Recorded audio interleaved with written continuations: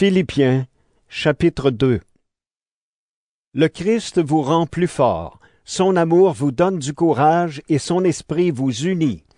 Vous êtes pleins de tendresse et de pitié les uns pour les autres. C'est vrai, n'est-ce pas? Eh bien, remplissez-moi de joie en vous mettant d'accord. Ayez un même amour, un même cœur, une même pensée. Ne faites rien pour passer devant les autres ou pour que les autres vous admirent. Cela ne vaut rien. Au contraire, soyez simples et pensez que les autres sont meilleurs que vous. Ne cherchez pas votre intérêt à vous, mais cherchez l'intérêt des autres. Entre vous, conduisez-vous comme des gens unis au Christ Jésus. Lui, il est l'égal de Dieu, parce qu'il est Dieu depuis toujours. Pourtant, cette égalité, il n'a pas cherché à la garder à tout prix pour lui. Mais tout ce qu'il avait, il l'a laissé. Il s'est fait serviteur, il est devenu comme les hommes, et tous voyaient que c'était bien un homme.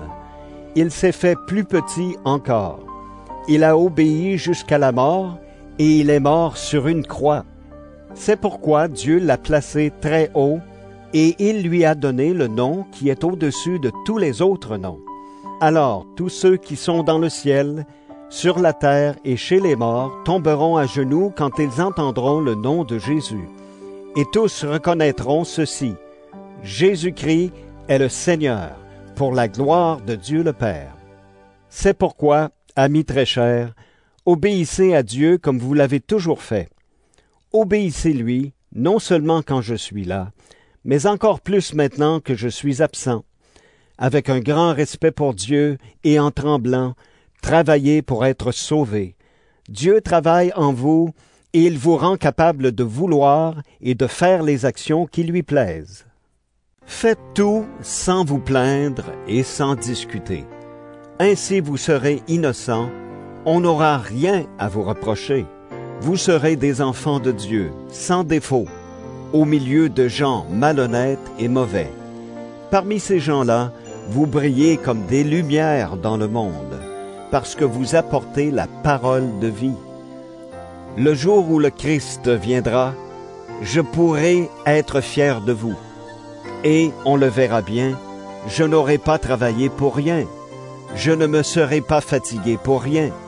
Mon sang, c'est-à-dire ma vie, sera peut-être ajouté comme une offrande au sacrifice que votre foi présente à Dieu. Pourtant, cela me rend heureux, et je me réjouis avec vous tous. Vous aussi, soyez heureux et réjouissez-vous avec moi. Le Seigneur Jésus me fait espérer que je pourrai bientôt vous envoyer Timothée. Ainsi, j'aurai des nouvelles de vous, et elles me donneront du courage. En effet, à part Timothée, personne ne porte les mêmes soucis que moi. Personne ne s'occupe vraiment de vous. Tous cherchent leur intérêt, et non celui de Jésus-Christ. Mais vous le savez, Timothée a montré ce qu'il valait. Il a travaillé avec moi au service de la bonne nouvelle, comme un fils auprès de son père. Donc, c'est lui que j'espère vous envoyer dès que je verrai clair dans ma situation. Et le Seigneur me rend sûr d'une chose: je vais bientôt venir chez vous, moi aussi. Pourtant, je pense qu'il faut vous renvoyer Épaphrodite. C'est mon frère.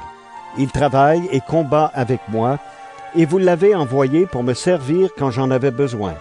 Il désire beaucoup vous revoir tous, et il est inquiet parce que vous avez appris sa maladie. Oui, il a été malade et bien près de mourir. Mais Dieu a eu pitié de lui, et pas seulement de lui, mais de moi aussi. Alors il m'a évité une tristesse encore plus grande. C'est pourquoi je me dépêche de vous le renvoyer.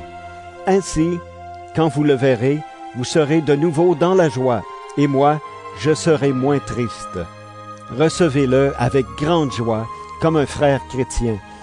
Respectez beaucoup les gens comme lui, parce qu'il a vu la mort de près en travaillant pour le Christ. Il a risqué sa vie pour me rendre service quand vous ne pouviez pas le faire vous-même.